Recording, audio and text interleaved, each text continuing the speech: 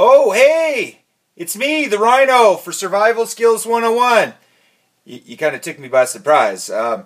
Anyway, I'm here going to talk to you about food storage today. Very important topic, one I think you'll like. You can't have too many of these bad boys.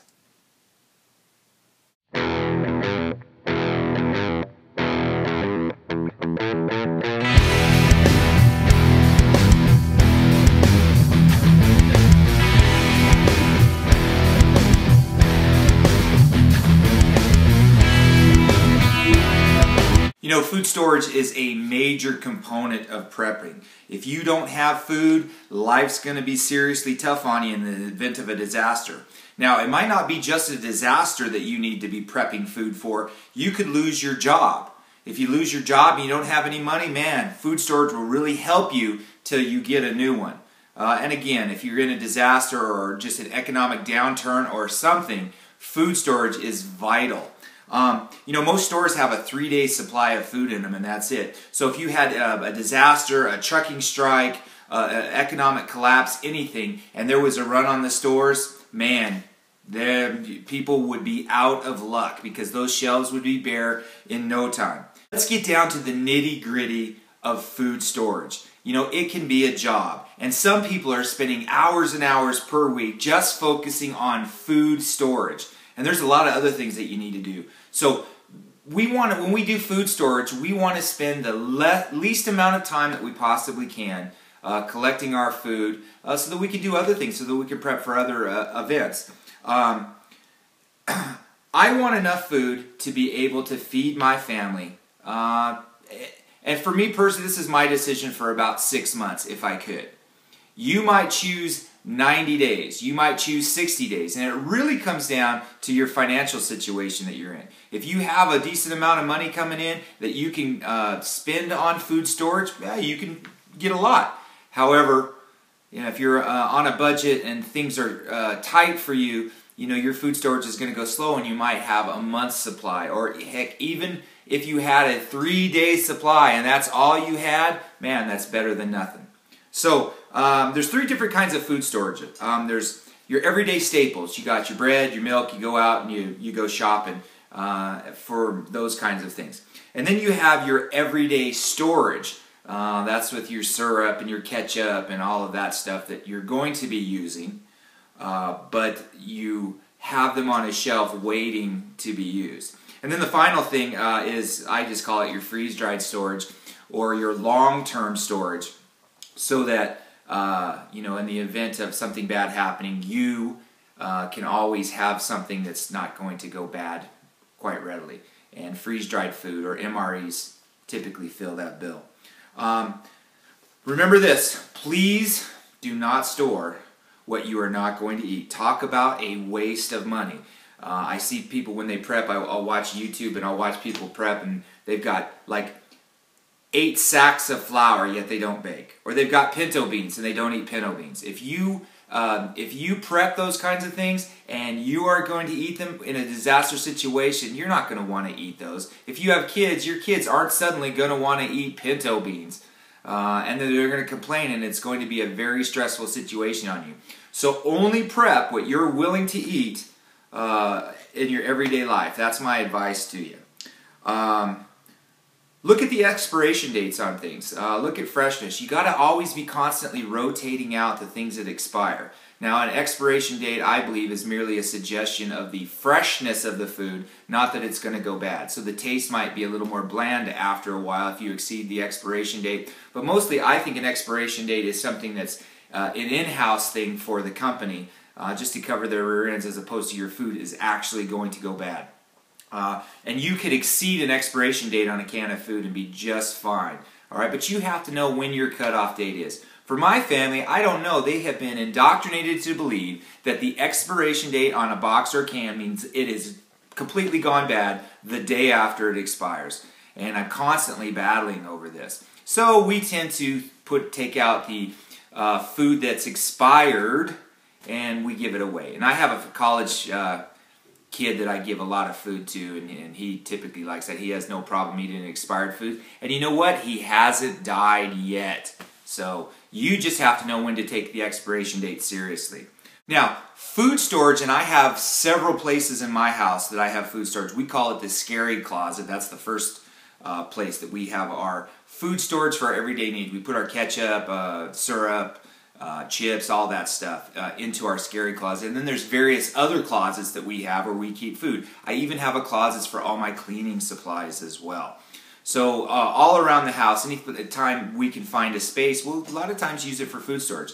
Even under the beds. But wherever you put it, it needs to be clean. Keep it clean. Don't have any kind of food open around there because it'll attract mice.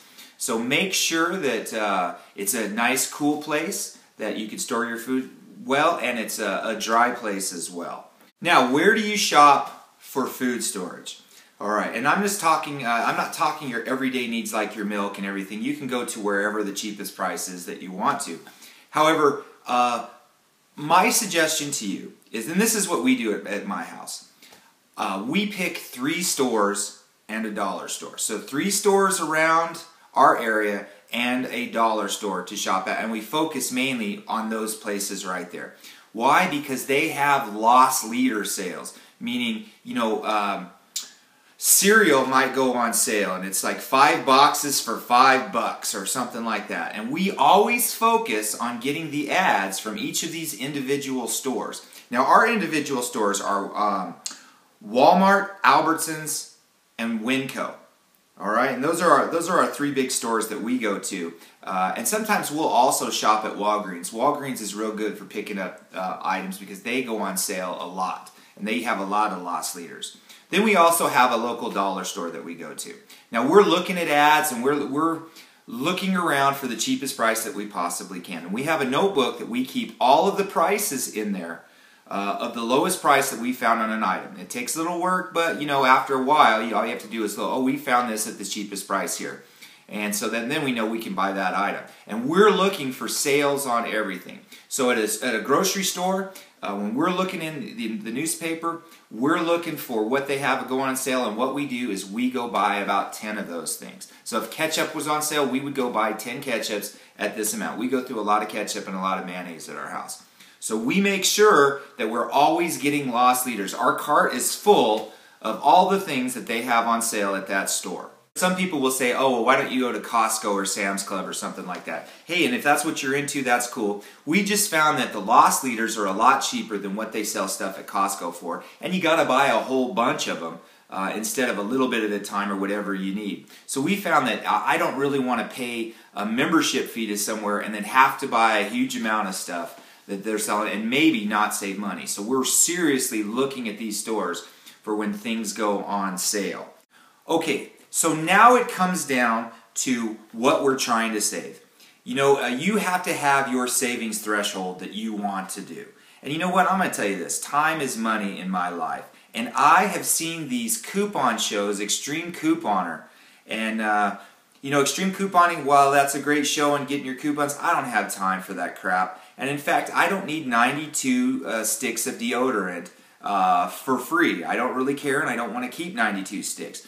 So, and they're saving 95% on their shopping bill. Well, fantastic.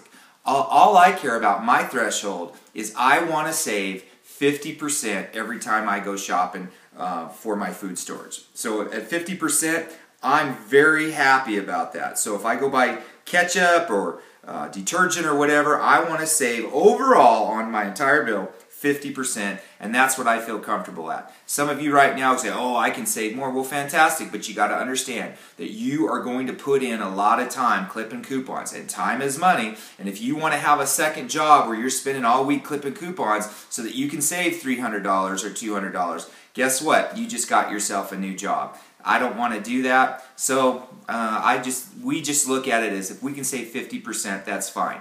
If you can save 50%, isn't that a great investment? If I take your money and say, hey, give me $10, and I'll give you back your 10 and 5 more, wouldn't that be a good thing to do? You bet. That's a great investment. So a 50% savings is like an investment of 50%. So that's what we look for. Now, some of you are looking at me and go, Rhino, you're such a manly man, yet you're going shopping for food storage. You're damn right I go shopping for food storage. I go with my wife all the time, and we make it a fun deal that we're constantly out there looking for awesome bargains. And it's funny because, you know, I'm kind of a guy that likes to shoot guns and go camping and do all that kind of stuff, but yet I'm in the store with my wife and we're shopping. And some of the ladies at the register are often laugh at me because I'm there doing the, trying to save money and doing all of that. But you know what? I calculated it out and I kept track of it over 1 year. We saved $5,000 on our shopping bill in 1 year. Now, we don't do that every year because we got a lot of stuff already, but 1 year was $5,000. So, I'm going to tell you this.